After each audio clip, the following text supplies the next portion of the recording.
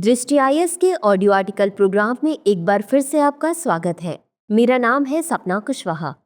आज का हमारा आर्टिकल भारतीय इतिहास के महत्वपूर्ण भाग बौद्ध धर्म से संबंधित है। यूपीएससी की प्रारंभिक और मुख्य दोनों परीक्षाओं में इस भाग से प्रश्न पूछे जाते रहे हैं। ये आर्टिकल आपके उत्तर लेखन की गुणवत्ता बढ़ाने में सहायता करेगा। ये ऑडियो आर्टिकल सामान्य अध्ययन प्रश्न पत्र 1 के इतिहास खंड से जुड़ा है। तो आइए आर्टिकल की शुरुआत करते हैं। 2500 वर्ष पूर्व भारतीय उपमहाद्वीप कई छोटे छोटे जनपदों और महाजनपदों में विभाजित था। उन्हीं में से एक था कपिलवस्तु। कपिलवस्तु में शाक्य वंश का शासन था। उसी राजवंश में गौतम बुद्ध का जन्म हुआ। अत्यंत सुख सुविधाओं में पले बढ़े राजकुमार सिद्धार्थ ने जब दुनिया के दुखों को देखा तो उन्होंने गृह त्याग करने का निर्णय लिया। मात्र 29 वर्ष की आयु में सांसारिक जीवन का त्याग कर सत्य की खोज के लिए उन्होंने संन्यास ले लिया था। 35 वर्ष की आयु में बोधगया में पीपल वृक्ष के नीचे ध्यान करते हुए उन्हें ज्ञान की प्राप्ति हुई, जिसके बाद उन्हें बुद्ध कहा गया। इसके पश्चात उन्होंने सारनाथ में पंचवर्गीय भिक्षुओं को पहला उपदेश दिया, जिसे धर्म चक्र प्रवर्तन कहा जाता है। बुद्ध के निर्वाण के बाद उनकी शिक्षाओं का संकलन और प्रचार उनके शिष्यों द्वारा किया गया, जिससे बौद्ध धर्म का विस्तार हुआ। बौद्ध धर्म गौतम बुद्ध की शिक्षाओं पर आधारित एक प्रमुख भारतीय धर्म और दर्शन है। यह धर्म आत्मज्ञान, करुणा और अहिंसा के सिद्धांतों पर जोर देता है। विश्व में लगभग 52 करोड़ अनुयायी होने के साथ यह चौथा सबसे बड़ा धर्म है। इस ऑडियो आर्टिकल में बौद्ध धर्म के विविध पहलुओं पर विस्तार से चर्चा की गई है। सबसे पहले जानते हैं कि बौद्ध धर्म का विकास किस प्रकार हुआ। बौद्ध धर्म का विकास एक विस्तृत और विविधतापूर्ण प्रक्रिया रही है, जो विभिन्न ऐतिहासिक, सांस्कृतिक और सामाजिक परिवर्तनों के माध्यम से आकार लेती गई। गौतम बुद्ध के जीवन काल से लेकर आधुनिक युग तक इस धर्म ने अनेक चरणों और परिवर्तनों का अनुभव किया है। बुद्ध के निर्वाण प्राप्ति के बाद भी कई राजाओं ने बौद्ध धर्म के विकास और प्रचार प्रसार में महत्वपूर्ण भूमिका निभाई। सम्राट अशोक के शासनकाल में बौद्ध धर्म को विशेष संरक्षण और प्रोत्साहन मिला। अशोक ने कलिंग युद्ध के बाद अहिंसा और धर्म के मार्ग को अपनाया और बौद्ध धर्म के प्रचार प्रसार के लिए अनेक स्तूपों, विहारों और शिलालेखों का निर्माण कराया। उन्होंने अपने पुत्र महेंद्र और पुत्री संघमित्रा को श्रीलंका में बौद्ध धर्म के प्रचार के लिए भेजा, जिससे यह धर्म दक्षिण एशिया में भी फैला।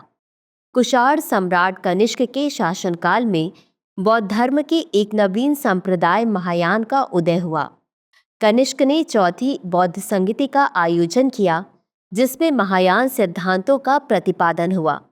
इस काल में बौद्ध धर्म का विस्तार मध्य एशिया, चीन और तिब्बत तक हुआ। बता दें कि बौद्ध धर्म के इतिहास में बौद्ध संगीति या धम्म संगीति उन महत्वपूर्ण सम्मेलनों को संदर्भित करती है जिनमें महात्मा बुद्ध की शिक्षाओं का संकलन, समीक्षा और प्रचार प्रसार किया गया। इन संगीतियों ने बौद्ध धर्म के सिद्धांतों को संरक्षित करने और उनके विस्तार में महत्वपूर्ण भूमिका निभाई। गुप्त काल के राजाओं ने बौद्ध धर्म को शाही संरक्षण प्रदान किया। इस समय वज्रयान या तांत्रिक बौद्ध धर्म का विकास हुआ, जो मुख्यतः तिब्बत, मंगोलिया और भूटान में प्रचलित है। मध्यकाल में भारत में बौद्ध धर्म का प्रभाव कम होता गया। हालांकि इस अवधि में यह धर्म दक्षिण पूर्व एशिया जैसे चीन, जापान और कोरिया में फैलता रहा। इसके पश्चात 19वीं और 20वीं शताब्दी में बौद्ध धर्म का पुनरुत्थान हुआ। डॉक्टर भीमराव अंबेडकर ने वर्ष 1956 में लाखों अनुयायियों के साथ बौद्ध धर्म अपनाया। इसके अतिरिक्त पश्चिमी देशों में भी बौद्ध धर्म की शिक्षाओं ने ध्यान और मानसिक शांति के माध्यम से लोकप्रियता प्राप्त की। लेकिन सवाल है कि बौद्ध धर्म की ऐसी कौन सी विशेषता है जिसने इस धर्म को इतने कम समय में इतना अधिक प्रचलित कर दिया। बौद्ध धर्म मुख्य रूप से 4 आर्य सत्यों और 8 अष्टांगिक मार्गों पर आधारित है। बौद्ध धर्म में मध्यम मार्ग महात्मा बुद्ध द्वारा प्रतिपादित एक संतुलित जीवन पद्धति है, जो अतियों से बचने का मार्ग दिखाती है। यह मार्ग 2 चरम सीमाओं इंद्रिय सुखों में लिप्तता और कठोर तपस्या के बीच संतुलन स्थापित करता है। बुद्ध ने अनुभव किया कि इंद्रिय सुखों में लिप्तता से मानसिक अशांति और कठोर तपस्या से शारीरिक कष्ट उत्पन्न होते हैं। उनके अनुसार ये दोनों ही स्थितियां आत्मज्ञान की प्राप्ति में बाधक है। इस माध्यम मार्ग का सार आर्य अष्टांगिक मार्ग में निहित है, जो 8 तत्वों से मिलकर बना है। ये 8 तत्व हैं: सम्यक दृष्टि, 4 आर्य सत्यों का सही ज्ञान, सम्यक संकल्प, अहिंसा, करुणा और त्याग का संकल्प, सम्यक वाक, सत्य, मधुर और संयमित वाणी का प्रयोग, सम्यक कर्मांत, अहिंसक, सत्यनिष्ठ और नैतिक कर्म, सम्यक आजीविका, नैतिक और धर्म सम्मत आजीविका का पालन, सम्यक प्रयास, चित्त की अशुभ अवस्थाओं को दूर करने और शुभ अवस्थाओं को विकसित करने का प्रयास, सम्यक स्मृति, शरीर, भावनाओं, मन और धर्मों के प्रति सतत जागरूकता, सम्यक समाधि, ध्यान के माध्यम से चित्त की एकाग्रता और शुद्धि। मध्यम मार्ग का अनुसरण व्यक्ति को मानसिक शांति, नैतिकता और प्रज्ञा की ओर ले जाता है, जिससे निर्वाण की प्राप्ति संभव होती है। यह मार्ग जीवन के सभी पहलुओं में संतुलन स्थापित करने पर बल देता है, जिससे व्यक्ति आत्मज्ञान की दिशा में अग्रसर हो सके। हालांकि अन्य धर्मों की तरह बौद्ध धर्म भी कई संप्रदायों में विभाजित है। ऐसे में सवाल उठता है कि बौद्ध धर्म के प्रमुख संप्रदाय कौन कौन से हैं। मुख्य रूप से बौद्ध धर्म के 3 प्रमुख संप्रदाय हैं: थेरवाद, महायान और वज्रयान। थेरवाद बौद्ध धर्म का प्राचीनतम संप्रदाय है, जो पाली ग्रंथों पर आधारित है। यह मुख्यतः श्रीलंका, थाईलैंड, म्यांमार, लाओस और कंबोडिया में प्रचलित है। वहीं महायान संप्रदाय बोधिसत्व मार्ग पर जोर देता है। यह चीन, जापान, कोरिया और वियतनाम में व्यापक रूप से प्रचलित है। इसके अलावा अगर वज्रयान संप्रदाय की बात करें तो इसे तांत्रिक बौद्ध धर्म भी कहा जाता है। यह संप्रदाय मुख्यतः तिब्बत, मंगोलिया और भूटान में प्रचलित है। किसी धर्म के प्रचार प्रसार में उसके साहित्य की महत्वपूर्ण भूमिका होती है। आइए जानते हैं बौद्ध धर्म में किस प्रकार के साहित्य की रचना की गई।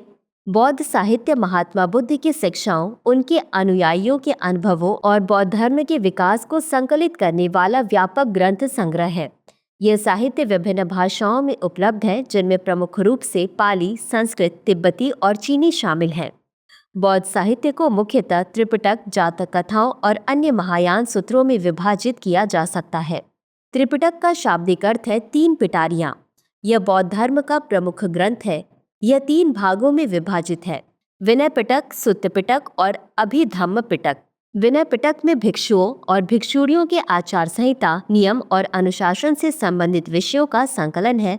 वहीं सुत्त पिटक बुद्ध के उपदेशों और संवादों का संग्रह है, जिसमें धर्म, ध्यान और नैतिकता से संबंधित शिक्षाएं शामिल हैं।